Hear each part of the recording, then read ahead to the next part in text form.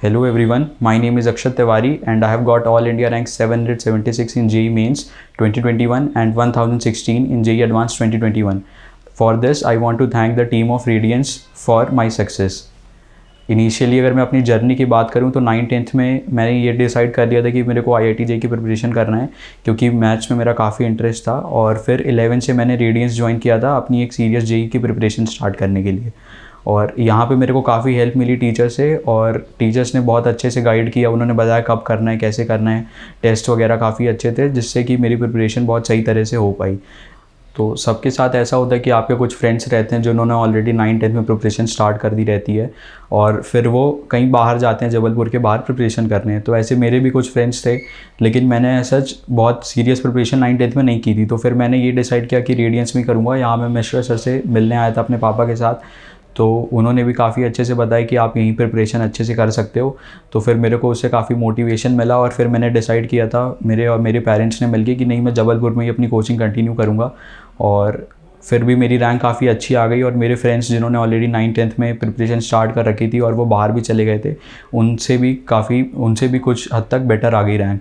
तो बस आपको हार्डवर्क करते रहना पड़ता है। इससे फ़र्क नहीं पड़ता कि आप कहीं बाहर जाके पढ़ रहे हो या जबलपुर में पढ़ रहे हो, किससे पढ़ रहे हो। हार्डवर्क आपको ही करना पड़ेगा क्योंकि कंटेंट हर कोई सेम ही डिलीवर कर रहा है। अगर मैं बुक्स की बात करूँ तो इनिशियली तो बहुत डाउट रहते हैं कि आपको कौन सी बुक करनी, कौन सी नहीं।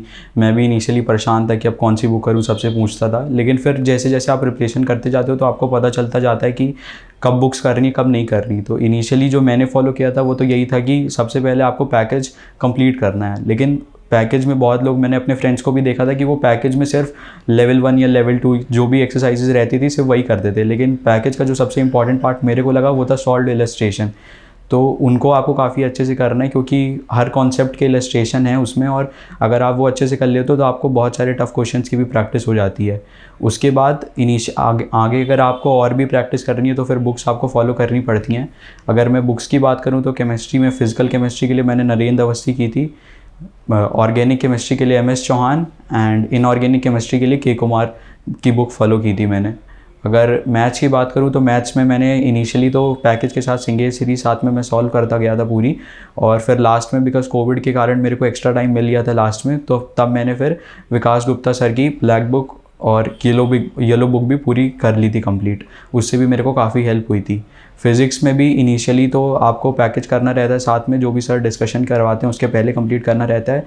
साथ में मैंने DC पांडे बुक फॉलो करी थी लेवल 1 लेवल 2। उसके अगर हर एक क्वेश्चन आप अच्छे से कर लेते हो तो भी आपकी काफ़ी अच्छी प्रिपरेशन हो जाएगी। और लास्ट में सिंस मेरे को कोविड के कारण एक्स्ट्रा टाइम मिल गया था तो फिर मैंने इरोडोव के जो भी रेलिवेंट क्वेश्चन थे वो अच्छे से कर लिए थे कंप्लीट।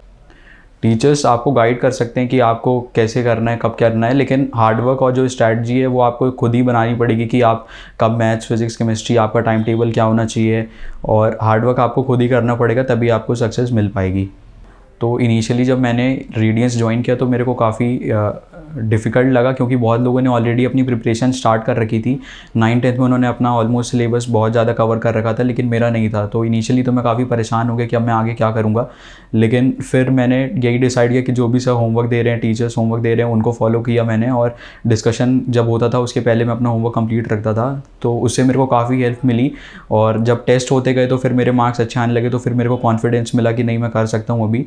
और इसी तरह मैंने स्टार्ट किया। लेकिन कुछ टेस्ट के बाद मेरे मार्क्स वापस से कम होने लगे क्योंकि मैं रिवीजन स्टार्टिंग में नहीं करता था।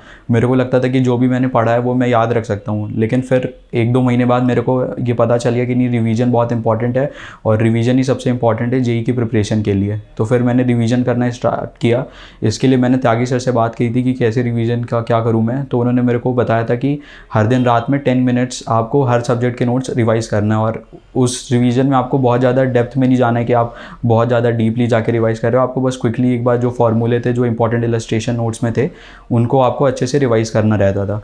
तो फिर मैंने वैसे ही स्टार्ट किया और वो मैं करता रहा। वो स्ट्रैटेजी को मैंने JEE के लास्ट मंथ तक फॉलो किया था और उसी के कारण मैं अपने नोट्स ऑलमोस्ट 10-12 टाइम्स पूरे रिवाइज कर पाया था, जिससे मेरे को काफ़ी हेल्प मिली थी। तो थैंक यू एवरीवन कि आपने ये वीडियो देखा और आपको इससे कुछ हेल्प मिली हो, और ऑल द बेस्ट अगर आप भी JEE एडवांस देने वाले हैं। Thank you.